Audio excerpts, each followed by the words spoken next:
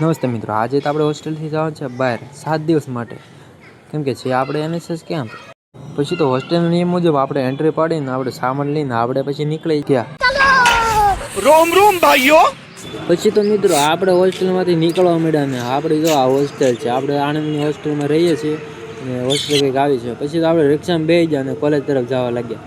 રસ્તામાં એટલી બધી ટાયર હતી ને આપણે ગોટ વળીને બેસી ગયા. અને પછી મિત્રો આ ફાઇનલી આપણે જય ચોક આવી ગયો ને અહીંથી આપણે કોલેજ થોડીક જ દૂર છે. હમણાં આપણે પૂગી જાવ. ચાલો મિત્રો, અત્યારે તો આપણે ઉતરી જશે. આ છે આપણી college, Nalini T Patel arts college. NSS કેમ્પમાં જવાનું હોય એટલે આપણે સાફ સામાન બધા સાધન લેવાનું હોય તો આપણે બધે સામાન લઈને કરી નાખો તો અહીં બહાર બધું ઢેગી લો. મિત્રો તમે જરૂરથી કમેન્ટ કરજો કે તમે ક્યારે એનએસએસ કેમ્પ કર્યો છે. પછી તો મિત્રો બધું જરૂરી સામાન ભરીને ટેમ્પામાંથી અમે નીકળી જતા કેમ્પમાં જવા માટે. આજે તો મિત્રો અમે ખાલી 5 જણા જવાનું છે, કેમ કે આ બીજા આવે એની વ્યવસ્થા કરવાની. તો મિત્રો અમે 5 જણા નીકળી જવાના અને આવી જઈને બધી વ્યવસ્થા કરવાની છે. અને મિત્રો જો તમને આણંદ સિટી બતાવ્યો કેવી કેવી બિલ્ડિંગ અને કેટલું ઓલું છે. પછી તો મિત્રો ઘડી કાંઈ ટેમ્પો ઉપર રાખી દીધો, કેમ કે અમારે લેવાનું તો બધું સામાન કરિયાણાનું. તો અહીંયા આવી જતા દુકાને કરિયાણાનું સામાન લેવા.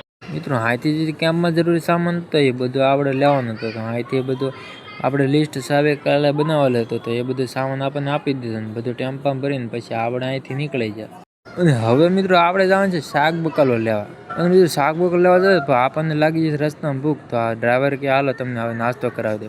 તો પછી આ નાસ્તો કરવા આવી જાય તો અહીં મગપુલાવની લારી તો આ મગપુલાવ આપણે ખાઈને કરી લીધો તો નાસ્તો. આપણને મગપુલાવ એટલા બધા ભાવે નહીં, પણ આપણને લાગી જાય તો બહુ ભૂખ. તો આપણે મગપુલાવ ગમે હાલી જાય. પછી ભૂખમાં તો ગાજર હાલે ન કે એમ.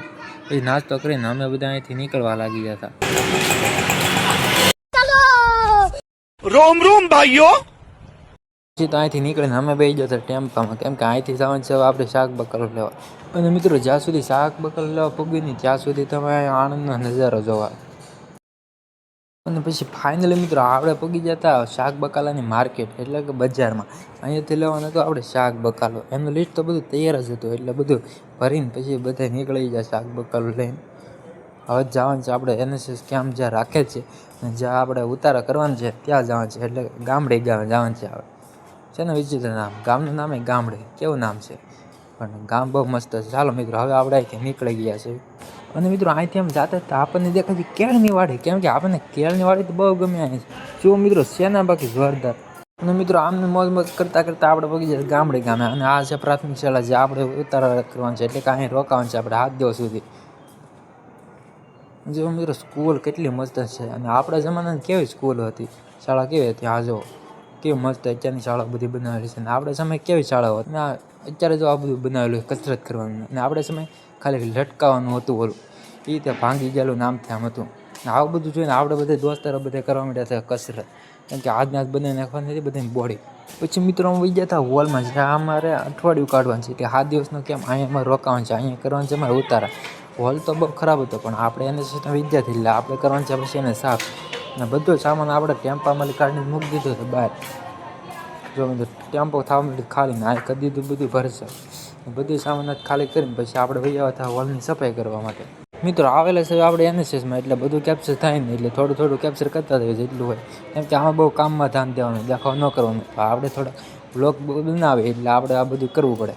પછી તો મિત્રો સફાઈ કરીને અમે બધું શાકભાજી હતી અને કરી નાખી ખુલ્લા, કેમ કે આમને રાખ્યું તો બગડી જાય. અને પછી જે સામાન કરિયાણા લીધેલો હતો એ બધું જોતા હતા, ટેલી કરતા હતા કે આમાં કંઈ બાકી રહી જાય કે વધારે છે.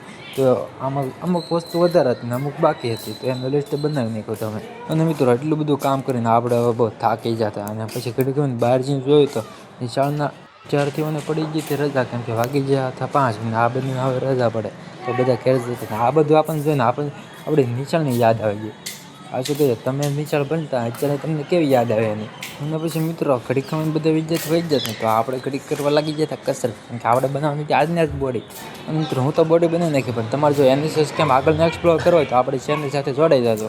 અને મિત્રો જો આપણા બ્લોગ અને વિડીયો તમને સારા લાગતા હોય તો વિડીયોને લાઈક, શેર અને ચેનલને સબસ્ક્રાઈબ અવશ્યથી કરી દેજો. અને મિત્રો હા, ઘંટડી દબાવવાનું ભૂલતા નહીં. અને મળીશું આપણે નવા ભાગમાં, ત્યાં સુધી ટાટા બાય બાય.